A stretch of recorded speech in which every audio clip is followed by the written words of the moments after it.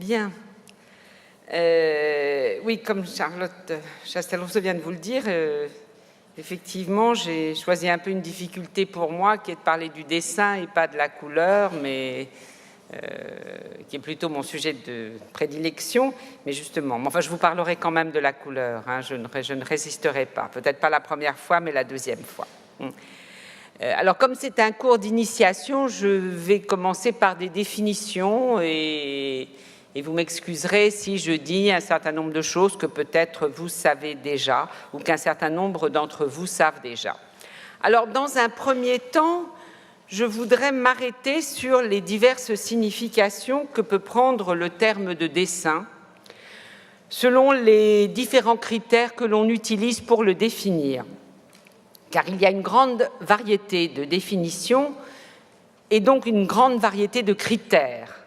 Et chaque critère, je ne prétends pas du tout en faire la liste, c'est très compliqué, mais chaque critère inscrit ce terme de dessin dans un système d'opposition différent qui détermine à chaque fois son sens et modifie son champ d'application. Parce que chaque critère qu'on utilise pour définir le dessin l'inscrit dans un champ d'opposition. Donc je voudrais en énumérer quelques-uns. Alors un dessin, c'est d'abord un objet. C'est d'abord un objet, généralement une œuvre sur papier. En tant qu'objet, alors j'entends par objet ce qui se détache, qui est un objet détachable, que l'on peut prendre, que l'on peut accrocher, contrairement au mur, par exemple. Bon. Donc en tant qu'objet, il a des propriétés physiques, une texture, une trame, il s'abîme d'une certaine manière ou pas, etc. Donc il y a un certain nombre de propriétés physiques qui sont liées à son statut d'objet. Et c'est à ce sens que l'on se réfère le plus souvent lorsque l'on parle d'une collection ou d'une exposition de dessins. Le dessin est ici défini par son support matériel et c'est en fonction de ce critère que l'on distingue, alors premier champ d'opposition, c'est en fonction de ce critère que l'on distingue le dessin des œuvres exécutées sur d'autres types de supports, comme un tableau qui est aussi un objet, mais c'est un autre type de support. D'ailleurs, en français, on distingue tableau et peinture, ça c'est intéressant. Donc, c'est en fonction de ce premier critère que l'on distingue le dessin du tableau ou de la fresque, par exemple, qui n'est pas un objet, puisque ça appartient au mur. Alors, quelques images de dessin en ce premier sens. Là, donc, Raphaël. C'est frustrant de les voir sur écran, mais je ne peux pas tourner la tête tout le temps. Michel-Ange. Alors, j'ai voulu mettre quand même quelques dessins plus modernes. Degas et Matisse. Mais le mot dessin ne s'applique pas seulement aux œuvres sur papier. Un dessin peut être exécuté sur une toile ou sur un mur, comme dans le cas, par exemple, des dessins préparatoires d'une fresque, ou encore, comme dans le cas de certaines fresques elles-mêmes. Et puisque j'ai montré un dessin de Matisse, je continue avec Matisse, c'est les dessins de la chapelle de Vence, les fresques de Matisse de la chapelle de Vence, où on voit que là, c'est une opposition, c'est une définition du dessin qui n'utilise pas le critère objet par opposition à mur. En ce cas, le dessin ne peut plus être défini comme un objet, mais il est le résultat d'un certain acte qui est celui de dessiner. Il faut alors faire intervenir un autre critère que celui du support pour définir le dessin, à savoir l'outil. Si la nature du support, papier, permet de distinguer le dessin du tableau, par exemple, toile, l'outil peut être un critère pour caractériser le dessin par rapport à la peinture. Voyez, si le support peut être un critère pour distinguer le dessin du tableau, l'outil peut être un critère pour caractériser le dessin par rapport à la peinture. Les outils du dessin sont le crayon, la plume, le fusain, le pastel, et non pas le pinceau, la brosse ou le couteau. On dessine en général à la mine de plomb, à l'encre, au charbon ou à la craie. On peint à la cire, à l'eau ou à l'huile. Mais, puisque les artistes ont toujours toute liberté de jouer avec ces outils, les peintres peuvent parfois dessiner avec le pinceau ou même dessiner à l'huile, comme l'illustrent les magnifiques dessins préparatoires, les dessins à l'huile, ce qu'on appelle les bozzetti de Rubens. Hein. Donc je vous en donne 2 exemples. Voilà. Ou encore, toujours puisque j'ai choisi de me servir de prendre cet artiste dans la période moderne, ou encore comme on peut l'illustrer par ce qu'on appelle les dessins au pinceau de Matisse. Hein. On voit que ces critères peuvent évidemment être mis en cause à chaque fois par les artistes.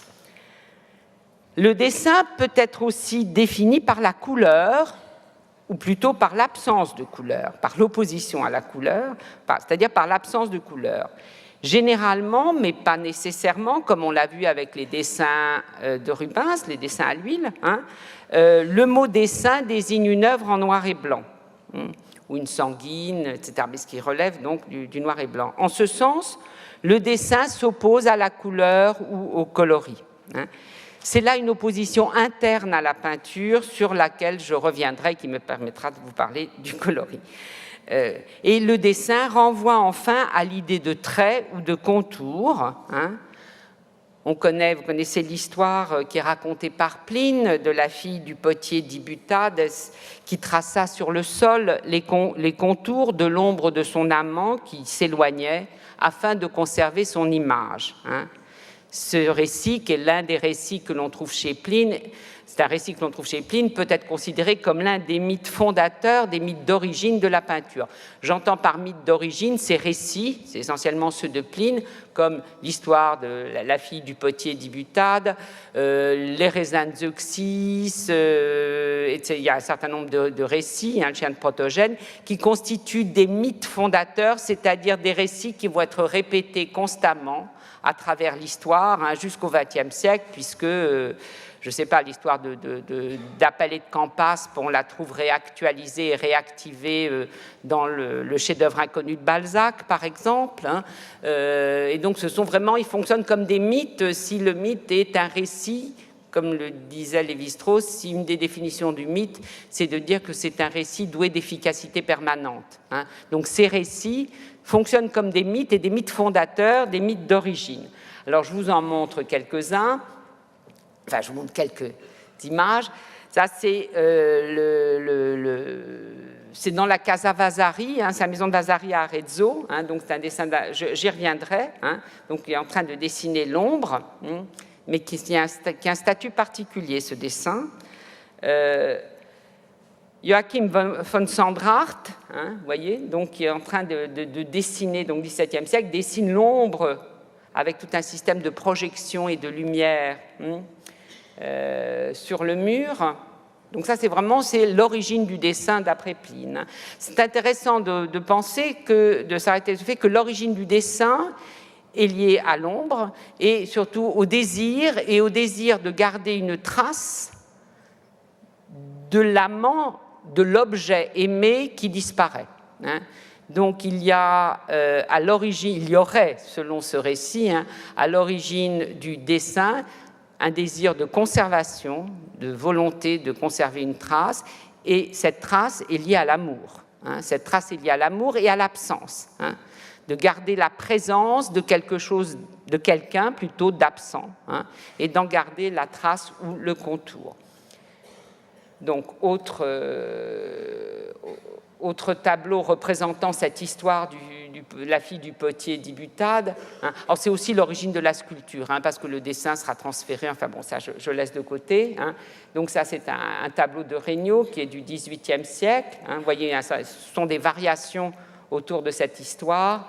Et enfin, ce tableau de Suvet aussi qui représente le moment où la fille du potier cherche à conserver l'image de l'amant disparu, qui va disparaître plutôt sur le mur. Je reviens à Vasari.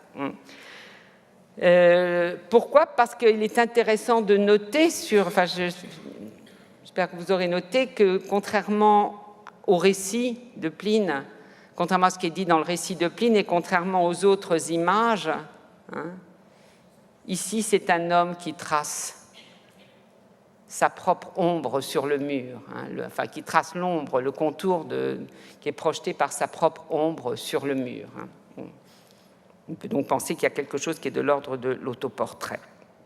Alors, cette liste de significations que j'ai rapidement énumérée, pardon, excusez-moi, je vais trop vite, ne prétend évidemment pas à l'exhaustivité, mais elle suffit à illustrer l'extrême polysémie du terme de dessin. Et le fait que ces critères, comme j'ai essayé de le montrer très rapidement, se mélangent, se recoupent, se croisent, etc. Alors, sans poursuivre plus longtemps cette enquête, je voudrais m'arrêter sur un aspect de cette polysémie, aspect qui est fondamental pour mon propos. Celui-ci concerne le dessin, non pas considéré comme chose indépendante, comme objet, comme réalité physique, comme par exemple lorsqu'on parle de tel dessin de Raphaël ou d'une collection de dessins, mais aspect qui concerne le dessin dans sa relation à la peinture. Le dessin peut en effet désigner, comme je l'ai dit, aussi bien une partie de la peinture, le dessin par opposition à la couleur ou au coloris. Donc il peut aussi bien désigner une partie de la peinture qu'un aspect de l'activité picturale en tant que celle-ci est l'ouvrage de la main, comme lorsqu'on dit que cette figure peinte de Raphaël est parfaitement dessinée. Mais à la Renaissance, le dessin désigne quelque chose de plus, de beaucoup plus. Le dessin désigne le fondement même de cette activité, le fondement même de l'activité picturale, ce qui constitue cette activité comme activité artistique. C'est-à-dire que le dessin se confond d'une certaine manière avec la définition de la peinture, et c'est ainsi que la peinture est définie par Vasari comme un art du dessin, un arte del disegno. Et c'est là qu'il faut s'arrêter sur l'extraordinaire richesse du terme de disegno, qui fait que, contrairement à dessin qui se distingue de peinture dans l'usage qu'on en fait ou qui s'oppose au coloris, le disegno, lui, a un sens qui excède largement celui de dessin au sens de contour et devient synonyme d'activité picturale en tant que telle. Et donc, semblable définition, comme celle de Vasari, définition de la peinture comme art du dessin, arte del disegno, implique que l'on donne donc au dessin une signification beaucoup plus large et surtout infiniment plus riche que celle que nous lui donnons habituellement aujourd'hui. Et elle est au cœur de la réflexion sur l'art telle qu'elle s'est développée à partir de la Renaissance jusqu'à la fin de ce qu'il est convenu d'appeler l'âge classique, comme en témoignent non seulement les textes théoriques, mais aussi l'étymologie et l'usage du terme jusqu'au XVIIIe siècle. Le mot français de dessin dérive donc de l'italien disegno. Je reviendrai sur le terme français qui apparaît plus tard. Tel qu'il est employé par les artistes et théoriciens de l'art de la Renaissance, disegno a plusieurs sens. Il a d'abord le sens courant actuel de dessin. Ainsi, par exemple, Benvenuto Cellini, dans son Discorso sopra l'arte del disegno, distingue entre plusieurs sortes de disegni qui correspondent chacun à ce qu'il appelle un modo di disegnare. Mais de même que disegnare, qui signifie à la fois dessiner et projeter un plan, disegno inscrit le dessin dans une configuration particulière constituée par un double réseau de significations qui s'entrecroisent. Pour dire le dessin en tant que ligne, tracé, contour, les théoriciens utilisent en général d'autres termes, et notamment celui de circonscrizione que l'on trouve par exemple dans le livre d'Alberti, Della Pittura. Or, le disegno, ce qu'on appelle le disegno à la Renaissance, n'est ni la circonscrizione, ni la linea. Il n'est pas un dessin au sens que nous donnons, au sens restrictif que nous donnons à ce terme, et qui correspond par exemple à l'anglais drawing. On a en anglais, effectivement, on a la distinction drawing design en anglais. Le dessin au sens de disegno ne correspond pas du tout à drawing. Si disegno désigne le dessin, c'est en tant que celui-ci est l'expression d'une représentation mentale, d'une forme présente à l'esprit ou à l'imagination de l'artiste, c'est-à-dire l'expression d'un projet, d'un dessin, on dira en français, je reviendrai sur ce terme, hein, d'une intention. Alors là, il faut s'arrêter un instant parce que là, on a vraiment, sur cette conception du disegno, la manière dont se met en place cette conception du disegno, ça a été d'ailleurs montré par Panofsky, hein, on a vraiment l'influence d'un modèle cicéronien. Hein. On a l'influence d'un modèle cicéronien et notamment la manière, vous savez que ça correspond, la Renaissance, ça correspond à l'époque de ce que Fumaroli a appelé le revival, je ne suis pas sûre qu'il aimerait que j'emploie un terme anglais, du cicéronianisme, hein, et donc l'influence de textes de Cicéron et notamment du texte de l'orateur. Et voilà, je vous donne ici le texte de l'orateur, hein, de Cicéron, et que je vais lire avec vous, donc, où Cicéron définit, c'est un texte qui est aussi commenté par Panofsky, hein, Cicéron définit ce qu'il appelle l'orateur parfait. Hein. Quant à moi, imaginant l'orateur suprême, je vais le dessiner tel que personne peut-être n'a jamais été. Je pose en principe, donc c'est un orateur idéal, hein, non existant mais idéal. Hein. Je pose en principe qu'il n'y a rien dans aucun genre de si beau qu'il ne soit encore inférieur en beauté à ce dont il n'est que le reflet, comme le portrait d'un visage, à ce que ni les yeux, ni les oreilles, ni aucun sens ne peuvent percevoir, et que nous n'embrassons que par l'imagination et la pensée. Ainsi, pour ce qui est des statues de Phidias, auxquelles nous ne voyons dans leur genre rien de supérieur en perfection, et pour les peintures que j'ai citées, nous pouvons cependant en imaginer de plus belles, et cet artiste, lorsqu'il crée son type de Jupiter ou de Minerve, n'avait personne sous les yeux pour lui servir de modèle. Mais c'est dans son propre esprit que résidait une vision à part de la beauté, qu'il contemplait et sur laquelle il fixait son regard en dirigeant selon la ressemblance de celle-ci son art et sa main. Alors, ce texte, évidemment, est un texte qui définit la beauté, hein, et l'idéal de beauté, mais il définit aussi le cadre, il constitue le cadre à l'intérieur duquel on va penser cette idée de disegno, hein, comme représentation mentale. Hein, comme représentation mentale, quelque chose qui existe dans l'imagination, dans la fantaisie, dans ce qu'on appelle la fantaisie, dans l'esprit, et qui dirige ensuite l'activité de la main.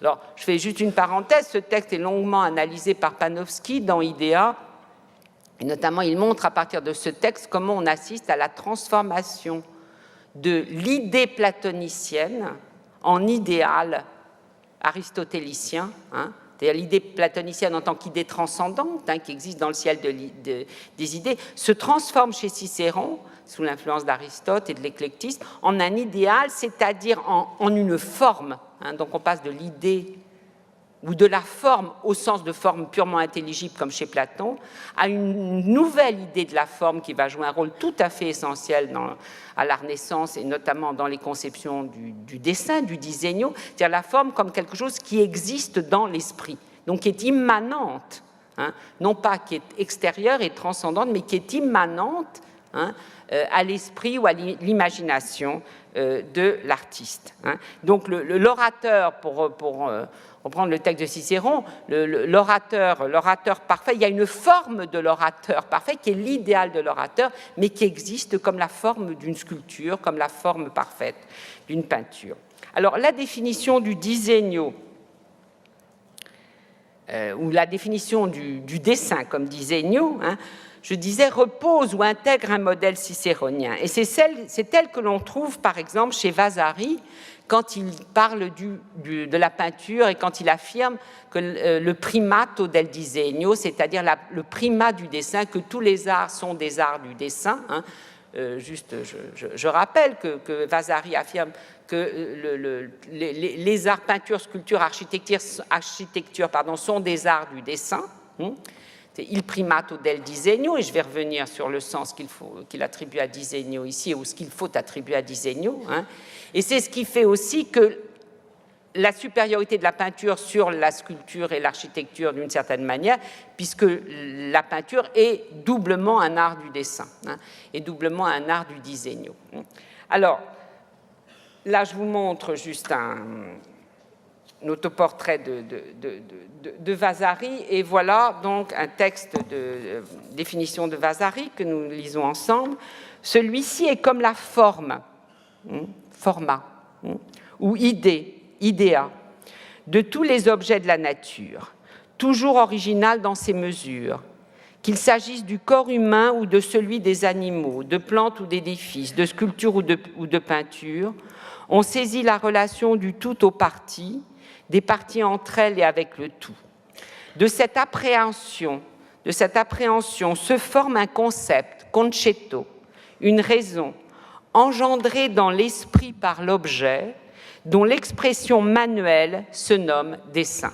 Disegno. Vous voyez que disegno arrive à la fin, il est l'expression manuelle de forma, idea, concetto, c'est-à-dire ce qui existe préalablement à l'intérieur de l'esprit. Celui-ci, le dessin, est donc l'expression sensible, la formulation explicite d'une notion intérieure à l'esprit ou mentalement imaginée par d'autres et élaborée en idée. Donc on retrouve véritablement cette idée, au fond, d'un idéal, qu'on appelait idéa, qui existe préalablement dans l'esprit et qui s'exprime ensuite dans la main. Alors, c'est un point important. Pourquoi ? Parce que j'attire votre attention sur le fait qu'en traduisant le disegno italien en français par dessin sans E, on produit des contresens de lecture constamment. De la même manière qu'en modernisant l'orthographe du français du XVIIe siècle, mais ça j'en parlerai tout à l'heure, puisque quand on lit dessin, on pense contour. Alors c'est pas ça du tout, disegno, c'est beaucoup plus que ça. Disegno s'inscrit dans le même champ sémantique et donc théorique que, vous l'avez vu, que des termes comme format, concetto ou idea. J'en donnerai un autre exemple, c'est un texte de Benedetto Varchi consacré à un sonnet de Michel-Ange. Et ce texte montre très bien comment ces termes fonctionnent les uns par rapport aux autres. C'est un texte qui date de 1546, c'est un commentaire des sonnets de Michel-Ange. Voilà. Tel que l'emploie notre poète, concetto, correspond à ce que les Grecs nommaient idea, les Latins exemplar et nous modello, c'est-à-dire cette forme ou cette représentation, imaginée, désignée par quelques-uns comme intention, c'est important l'idée d'intention, l'idée que tout dessin, tout disegno, il faudrait ne plus employer le mot en français, que tout disegno implique un dessin, implique une intention, c'est-à-dire et l'expression d'un acte intentionnel. C'est tout à fait fondamental parce que cette idée d'intentionnalité est l'une des définitions de l'œuvre d'art. Qu'est-ce que c'est ? Vous savez, dans ce débat interminable et infini sur la définition de l'œuvre d'art, comment est-ce qu'on définit ce que c'est que l'art ? Il y a 10 000 réponses possibles et les débats philosophiques se nourrissent de toutes les controverses autour de ces définitions, mais l'une des définitions sur lesquelles on peut s'accorder, c'est le fait qu'il y a un acte intentionnel, qui n'est pas simplement que c'est un acte intentionnel, ce qui n'est pas simplement une définition de l'œuvre d'art, c'est une définition de tout artefact, de tout ce qui est produit de l'activité humaine, ce qui distingue un silex d'un galet, c'est que dans le silex, vous voyez la marque d'une intention. Vous voyez la marque d'une intention, même si ça se ressemble, même si le silex semble indiscernable du galet que vous avez ramassé sur la mer, l'entaille, elle est intentionnelle. Elle est intentionnelle. Donc une œuvre d'art, ça ne suffit pas à définir une œuvre d'art, mais une œuvre d'art implique l'idée d'intentionnalité et de marque de l'intentionnalité. C'est une intentionnalité qui est marquée dans l'objet lui-même, qui est visible dans l'objet lui-même. C'est pour ça que l'idée d'intention est importante. Ça n'a rien à voir avec l'idée de l'intention de l'artiste ou de la psychologie. Là, je ne parle pas du tout de l'intention, ce que l'artiste a voulu dire. C'est un acte intentionnel. C'est un acte intentionnel. Donc, je reprends, c'est-à-dire cette forme ou cette représentation désignée par quelques-uns comme intention que nous avons dans l'imagination de tout ce que nous pensons vouloir ou faire ou dire et sert de cause efficiente à tout ce que l'on dit ou fait. Cause efficiente, c'est un concept qui est emprunté à Aristote, là encore, hein, comme vous le savez peut-être, hein, dans la théorie des 4 causes, dans la physique. Aristote qui prend, d'ailleurs, sa théorie des 4 causes, c'est pour expliquer la causalité physique, mais il n'est pas sans intérêt de noter ou de se rappeler que Aristote prend comme modèle le sculpteur. Hein, il prend une comparaison avec la sculpture pour expliquer le phénomène de la production physique. Hein. Et il dit que dans la fabrication des objets, il y a 4 causes qui entrent en jeu. Hein. Il y a la cause matérielle, le marbre, dans le cas de la sculpture. Il y a la cause formelle, c'est l'idée de la sculpture qui existe dans l'esprit, justement, ça c'est ce qu'on retrouve chez Cicéron, qu'on retrouve dans les citations que je vous ai données. Hein. La cause formelle, la cause matérielle, la cause formelle. Ah oui. La cause efficiente, c'est le sculpteur, hein, donc c'est celui qui met la forme dans la matière, qui informe la matière, hein, c'est le processus d'information de la matière, où intervient justement cet acte intentionnel, et enfin la cause finale, hein, qui est le but poursuivi, hein, qui est précisément de réaliser cette sculpture. Hein. Et donc c'est intéressant ici de noter que c'est cette forme qui sert de cause efficiente à tout ce que l'on dit ou fait, hein, cette idée d'efficacité de la forme. Mais le disegno n'est pas seulement l'idea, donc le disegno est d'abord idea, qui existe dans l'esprit, mente. Il n'est pas seulement l'idea, mais il est aussi l'expression sensible de l'idea. Évidemment, il ne faut pas séparer les deux, hein. Et la difficulté que nous pouvons avoir à saisir la problématique du disegno dans toute sa complexité tient au fait que celui-ci est à la fois un acte pur de la pensée et son résultat visible, auquel participe aussi le travail de la main. C'est en ce sens que la signification de disegno excède largement, comme je l'ai dit à plusieurs reprises, le sens actuel de dessin. Disegno caractérise la peinture en tant que celle-ci est le fruit d'une double opération dans laquelle l'acte manuel est dirigé par un acte intellectuel qui fait du dessin en tant que contour l'expression d'un dessin au sens de projet, d'intention ou d'idée. Hein. Et là, on ne peut pas ne pas penser à... alors même s'il est... Comme dans le texte de Cicéron, qui est un texte qui se rapportait à la beauté et pas au dessin, mais qui sera utilisé, dont les catégories seront utilisées pour élaborer la conception du disegno, on ne peut pas penser à ce qu'a écrit Raphaël à propos de la beauté, hein, à son ami Balthazar Castiglione. Je crois que ce tableau est à Lens, me semble-t-il, en ce moment. Hein. Dans une lettre à son ami Castiglione, Raphaël, évoquant là encore une histoire, c'est un des mythes fondateurs, un des récits fondateurs de la peinture, hein, qui est l'histoire de Zeuxis, ce que j'appelle ces récits fondateurs, ces mythes, hein, vous savez, racontés par Pline, cette histoire de Zeuxis qui devait peindre une Vénus à Crotone et qui avait fait venir toutes les plus belles femmes de Crotone, les crotoniates, et qui a emprunté à chacune ce qu'elle avait de plus beau pour construire à partir de là la beauté parfaite. Hein. Histoire qui sera utilisée à travers les siècles pour illustrer l'idée que la perfection n'existe pas dans la nature, mais relève de composition, etc. Bon. Mais ce qui est intéressant, c'est comment Raphaël l'utilise dans cette lettre à Castiglione, parce qu'il dit que quand je veux peindre une belle femme, je n'en trouve pas dans la nature qui soit parfaite. Et donc je la peins en fonction d'une certa idea, hein, d'une certaine idée que j'ai dans l'esprit. Hein, là, on est vraiment dans la problématique justement de cette forme qui existe, dans l'esprit. Donc, en tant qu'acte de l'esprit, du peintre, le disegno, je l'ai dit, le disegno correspond à ce qu'on appelle en rhétorique l'invention. Hein. En tant qu'acte de l'esprit du peintre, le disegno correspond à l'invention au sens rhétorique du terme, c'est-à-dire aussi au choix du sujet. En tant qu'acte de la main, il suppose un apprentissage technique. Je reviens au texte de Vasari. Le disegno, quand il a, donc la deuxième partie du texte, hein, c'est vrai que j'ai un pointeur, mais je ne sais jamais utiliser ces choses-là. Ça marche, non? Non, bon, tant pis.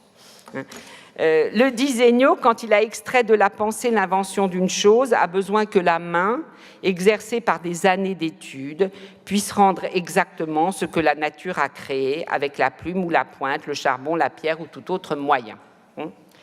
Donc le disegno matériel, ce que nous appelons dessin, est donc toujours la réalisation d'un disegno spirituel. C'est ainsi que, quelques décennies plus tard, Federico Zuccaro distinguera le disegno interno du disegno esterno. Alors, voilà un portrait de Zuccaro qui se trouve aux Offices. Je vous montre un portrait de son frère, par Federico, qui est au Louvre, son frère Taddeo, et un texte des extraits de Zuccaro. Chez Zuccaro, le concept de disegno interno déborde très largement, comme vous pouvez le voir, le champ de l'art. C'est le concept ou l'idée, je lis la définition, que forme quiconque en vue de connaître et d'œuvrer. Donc, vous voyez, c'est un sens extrêmement large. C'est le concept ou l'idée que forme quiconque en vue de connaître et d'œuvrer.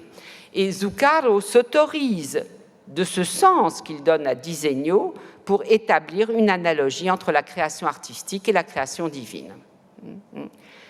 Pour œuvrer extérieurement, je lis la suite, Dieu regarde et contemple nécessairement le disegno intérieur dans lequel il connaît toutes les choses qu'il a accomplies, qu'il accomplit et qu'il accomplira ou qu'il pourra accomplir d'un seul regard. Donc, en formant son disegno intérieur, le peintre ressemble à Dieu.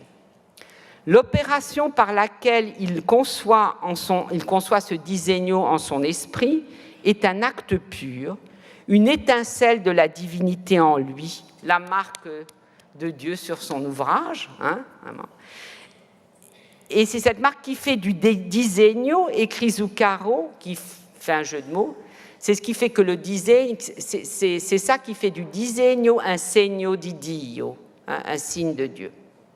Là, il joue sur disegno, signe de Dieu. Donc ça, c'est pour le disegno interno. Quant au disegno esterno, j'ai mis la définition, il n'est rien d'autre que le disegno délimité quant à sa forme, vous voyez l'idée de contour, de délinéation, et dénué de toute substance corporelle, simple trait, délimitation, mesure et figure de n'importe quelle chose imaginée ou réelle. J'attire votre attention aussi sur l'immatérialité du disegno esterno. Quand il dit simple trait, délimitation, mesure et figure, dénué de toute substance corporelle. Quelque chose qui est important parce que la substance corporelle, elle va arriver avec la couleur. Elle va arriver avec la couleur, avec la matérialité proprement dite. Donc, comme on peut le voir avec cette définition de Zuccaro, l'idée de disegno a d'abord un enjeu métaphysique. C'est parce que la peinture est un art qui repose sur un disegno interno, parce qu'au fond, tout disegno est d'abord interno, est d'abord intérieur, que l'activité du peintre peut être, toute proportion gardée, comparée à celle de Dieu, et que le peintre peut être qualifié de divin. On assiste là à une transformation essentielle de la manière de penser l'activité picturale, qui implique un double déplacement par rapport au modèle antique et par rapport au modèle théologique. Déplacement par rapport au modèle théologique, en ce sens que l'activité picturale va être pensée par analogie avec la création divine. Et on va utiliser progressivement, ça ne se fait pas du jour au lendemain, mais on va utiliser pour la qualifier un vocabulaire qui était jusque-là réservé à Dieu. Le mot création était réservé à Dieu, et ce n'est que très progressivement qu'il va entrer dans le vocabulaire utilisé pour qualifier l'activité picturale. Au Moyen-Âge, il n'y avait que Dieu qui était créateur. Et donc ce terme de création, jusque-là réservé à Dieu, va peu à peu s'appliquer à l'artiste. C'est important de savoir que quand nous parlons, nous, ce qui nous semble si évident de création artistique, ça fait quand même pas très longtemps qu'on pense et qu'on parle, qu'on peut parler et qu'on peut dire cela et non qu'on peut le penser. Donc déplacement par rapport au modèle théologique et déplacement, intégration, déplacement par rapport au modèle antique, hein. C'est-à-dire, et qui va de pair avec le déplacement concernant le modèle théologique, parce que le sens d'invention, le sens rhétorique d'invention, hein, choix du sujet, hein, va lui aussi être transformé par contamination, je dirais, par l'importation du sens théologique. Hein. Au sens rhétorique, l'invention, qu'est-ce que c'est? C'est la première partie de la rhétorique. Hein. Vous savez qu'on divise la rhétorique depuis l'Antiquité, donc chez Cicéron, puis Quintilien en 5 parties. Je ne les ai pas notées, je vais essayer de m'en souvenir de mémoire. Invention, disposition, mémoire, invention, disposition, il m'en manque une. Il y a mémoire-action, invention, disposition, élocution, mémoire-action. Hein. L'invention est la première partie de la rhétorique, donc elle concerne le choix du sujet. Ça n'a aucun rapport avec l'idée moderne d'invention, hein, c'est-à-dire l'idée d'originalité. Hein. L'invention, de toute façon, tout le monde traite les mêmes sujets, simplement l'invention, c'est... On choisit, dans un sujet qui est connu, rabâché, rebattu, l'histoire d'Oedipe, tout ce que vous voulez, hein, donc comme ça on choisit la manière de le représenter en peinture ou dans un discours, la mort de César, etc. Bon. Donc ça n'a rien à voir avec l'idée d'originalité, l'invention n'implique absolument pas l'idée de nouveauté ni l'idée d'originalité, hein, qui sont des idées totalement étrangères à la pensée antique, hein, de ce point de vue-là. Hein.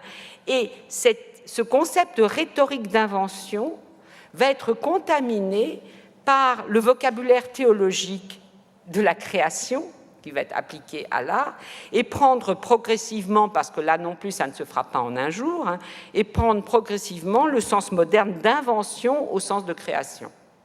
Vous voyez ?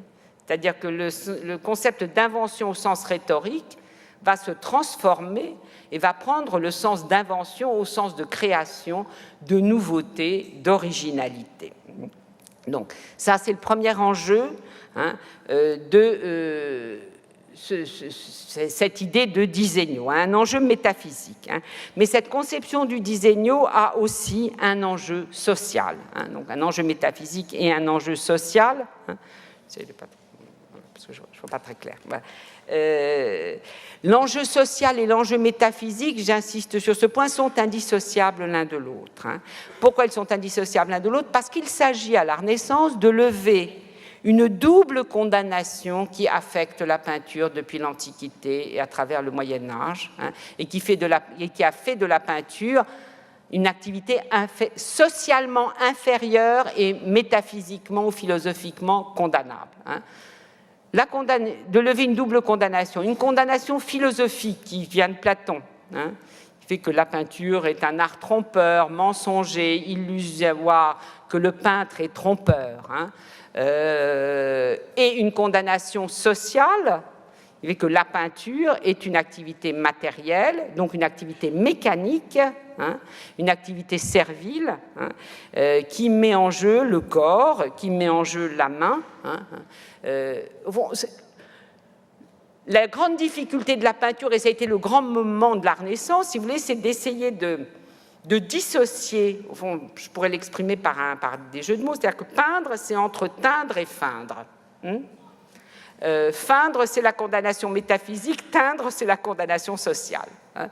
Donc, comment prouver, au fond, que la peinture, ça n'est pas feindre, que peindre, ça n'est pas feindre, donc ça n'est pas un art mensonger, lever la condamnation métaphysique et morale, et ça n'est pas teindre, donc ça n'est pas un art mécanique. Alors c'est compliqué parce qu'un grand peintre se nommera lui-même il tintoretto, hein, c'est-à-dire le teinturier. Donc il faut savoir que la peinture était une activité mécanique et non pas une activité libérale, c'est-à-dire une activité socialement inférieure. Hein. Les peintres appartenaient à des corporations, c'était une activité pendant tout le Moyen-Âge socialement inférieure. Les activités mécaniques, c'est l'équivalent de ce qu'on appellerait les métiers, hein, et les activités libérales, ce sont les activités libres. Hein. Activités mécaniques, on disait aussi les arts serviles. Hein. Alors, il y avait 7 activités libérales, ce sont celles qu'on enseigne à l'université. Voilà, hein, je montre une reproduction, c'est l'atelier de Pezzolino. Hein. Les 7 arts libéraux, hein, qui sont transmis pendant tout le Moyen-Âge, se divisent donc en 3 et 4, un trivium et quadrivium. Les 3 qui concernent la langue, c'est la grammaire, la dialectique, la rhétorique, et les 4 qui concernent le nombre, c'est l'arithmétique, la musique, la géométrie et l'astronomie. Hein. Et donc là, vous avez les 7 arts libéraux. Alors, en définissant la peinture comme un arte del disegno, hein, les théoriciens italiens proclament la nature intellectuelle et donc libérale de l'activité picturale.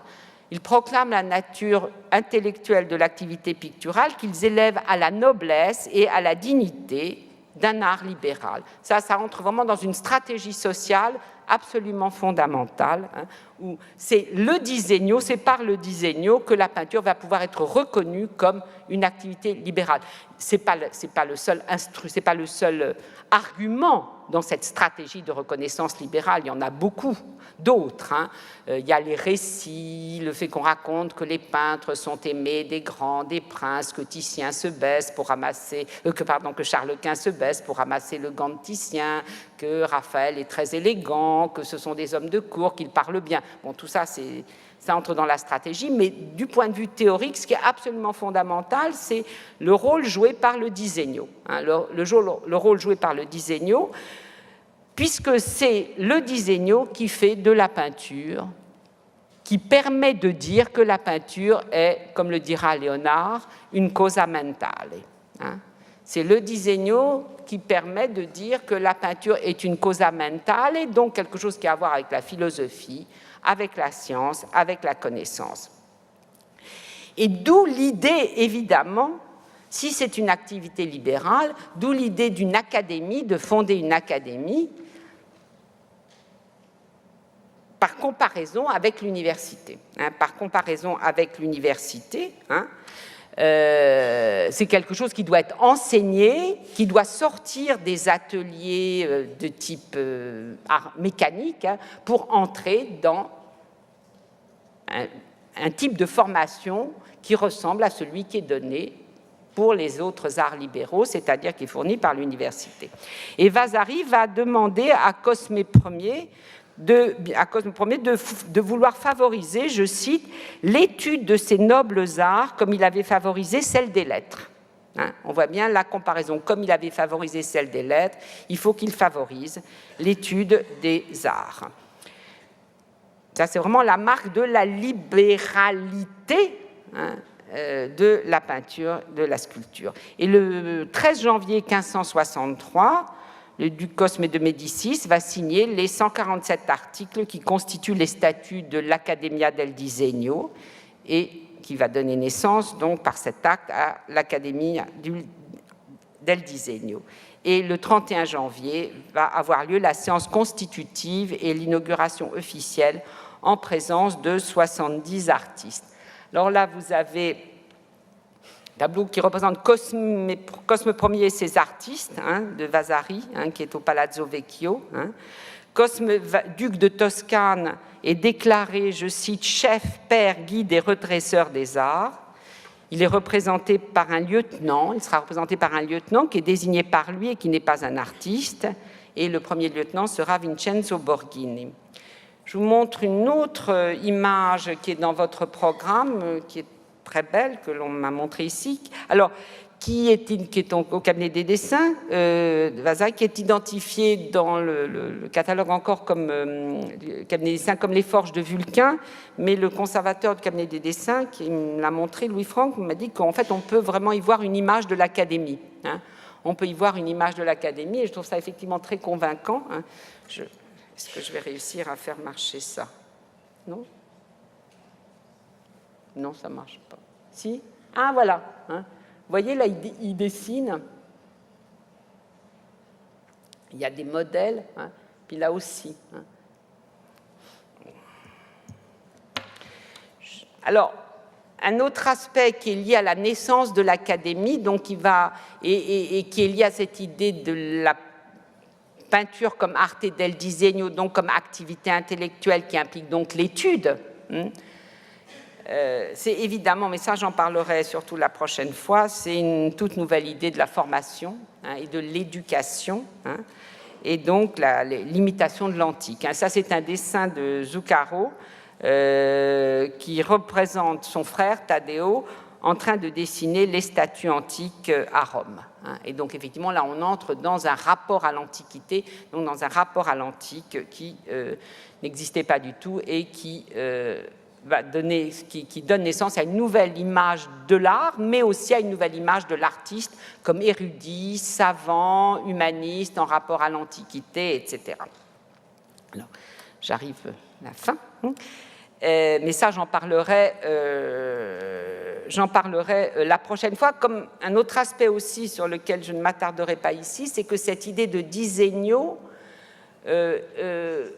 est inséparable, cette idée du dessin comme disegno ou de l'art comme disegno ou de la peinture comme disegno explique aussi, en tout cas est importante pour comprendre le fonctionnement de l'atelier. Et notamment, pour éviter de poser en des termes modernes et donc faux la question de l'autographie. Qui est l'auteur d'un tableau de Raphaël ou de Rubens? Est-ce que c'est celui qui a mis la main? Mais comme ce sont des ateliers, c'est très difficile. Je veux dire que même si c'est un atelier, ce sont des aides, et c'est souvent de très grands peintres qui travaillent dans l'atelier, qui ont mis la main. On peut dire que Rubens est l'auteur de ces tableaux parce qu'il est l'auteur du disegno.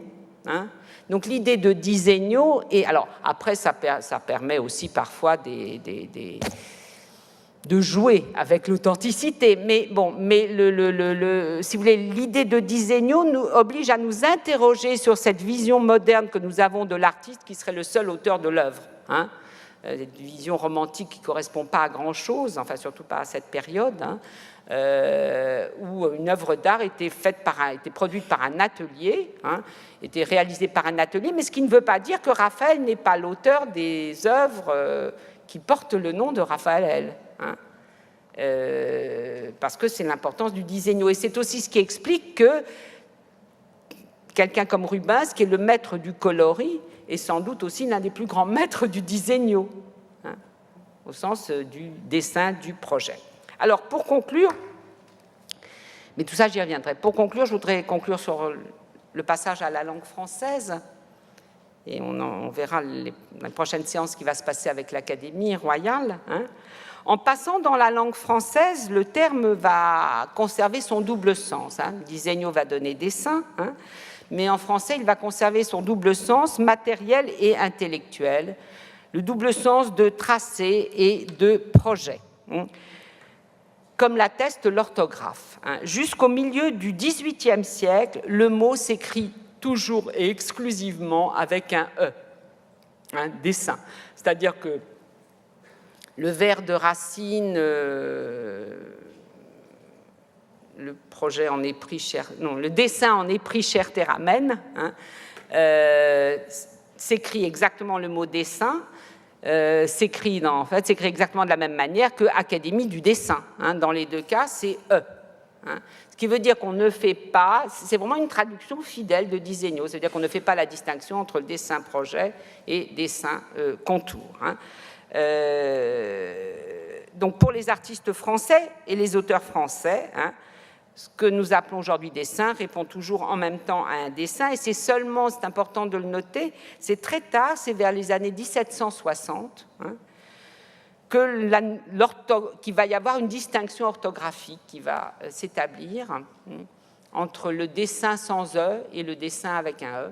C'est-à-dire que le dessin au sens de projet, qui existe encore aujourd'hui, qui est un peu archaïque, mais on peut dire à quelqu'un quel est ton dessin, bon, au sens de projet, et le dessin sans E au sens de contour. Seulement vers les années 1760, et c'est important, mais ça veut dire que quand on édite, tout à l'heure Charlotte Chastel-Rousseau vous a parlé de l'édition des conférences de l'Académie royale. C'est vrai qu'on a eu ce problème, c'est que en fait, la plupart des textes, enfin les quelques textes, il n'y en a pas eu beaucoup, qui avaient été édités, modernisaient l'orthographe. Or, ça produisait des effets de contresens. Il faut absolument conserver dessin avec un E pour tous les textes antérieurs aux années 1750-1760. Et donc, je disais que c'est vers les années 1760 que l'orthographe va être modifiée, et c'est notamment dans la réécriture que fait Cochin, qui réécrit, bon, Cochin, ça j'aurai l'occasion d'en reparler quand je parlerai de Watteau, quand Cochin réécrit une conférence de Galoche, un discours de Galoche sur la peinture, il la réécrit, et en la réécrivant, Galoche qui écrivait dessin avec un E, Galoche, c'était en 1750. Cochin le réécrit en 1760, il n'y a pas beaucoup d'années. Il modifie l'orthographe et il l'écrit sans E. Alors ce double sens, donc antérieur au XVIIIe siècle, à la moitié du XVIIIe siècle, on le trouve évidemment dans le dictionnaire de Furetière. Voilà la définition du mot dessin qu'on trouve dans le dictionnaire de Furetière. Projet, entreprise, intention, est aussi la pensée qu'on a dans l'imagination de l'ordre, de la distribution et de la construction d'un tableau ou d'un poème, d'un livre, d'un bâtiment. Vous voyez, ça englobe absolument toute l'idée de projet, de plan, c'est toujours l'idée de plan, de design, de plan, de construction, etc. Se dit aussi en peinture de ces images ou tableaux qui sont sans couleur. Ça, c'est le sens particulier de dessin. Mais il y a d'abord le sens large. Voilà. Et on retrouvera aussi dans une conférence célèbre de Lebrun du 9 janvier 1672, Lebrun va reprendre la distinction de Zuccaro entre dessin disegno interno et disegno esterno. Alors juste un mot, parce que j'aurai l'occasion enfin on a fait allusion tout à l'heure et j'aurai l'occasion d'en reparler dans ce cycle. Vous savez que au moment de la fondation de l'Académie royale de peinture et de sculpture, dans le projet de fondation de l'Académie, il a été décidé que les académiciens se réuniraient une fois par mois pour faire des conférences, pour conférer. Donc, une séance par mois serait consacrée à des conférences, c'est-à-dire à traiter, à parler d'un problème de peinture, de sculpture lié à la peinture ou à la sculpture. Et c'est ce qu'on appelle les conférences académiques, qui sont inaugurées en 1967 par Lebrun, qui fait la conférence sur le Grand Saint-Michel de Raphaël, qui se trouve ici. C'était les tableaux du cabinet du roi, donc ils sont au Louvre, les tableaux, sauf pour certains qui ont été désattribués. Bon. Mais entre-temps, mais sinon on peut les voir au Louvre. Et ces conférences, donc, qui ont lieu une fois par mois, vont se poursuivre jusqu'en 1792. L'Académie va être dissoute, et c'est ce corpus extraordinaire de réflexion des artistes sur leur art que nous avons publié avec Christian Michel. Bon. Alors, donc, dans une conférence qu'il prononce le 9 janvier 1672 sur le dessin, justement, Lebrun reprend très fidèlement la distinction de Zuccaro. Voilà. On doit savoir qu'il y a deux sortes de dessins, l'un qui est intellectuel ou théorique et l'autre pratique, que le premier dépend purement de l'imagination, que le dessin pratique est produit par l'intellectuel et dépend par conséquent de l'imagination et de la main. C'est ce dernier qui, avec un crayon, donne la forme et la proportion et qui imite toutes les choses visibles jusqu'à exprimer les passions. Vous voyez, sens extrêmement large ici du mot dessin avec un E, qui reprend, qui prolonge évidemment le sens italien de disegno, à ceci près, mais ça on le verra ultérieurement, qu'il y a de nouveaux enjeux qui vont venir se greffer sur cette définition, puisque la querelle du coloris, ce qu'on appelait la querelle du coloris, c'est-à-dire l'opposition dessin-coloris, va intervenir ici et va renforcer un petit peu, va rendre un peu plus dogmatique, si vous voulez, la définition qui est donnée ici du dessin. Mais ça, c'est ce que nous verrons les séance prochaine. Je vous remercie.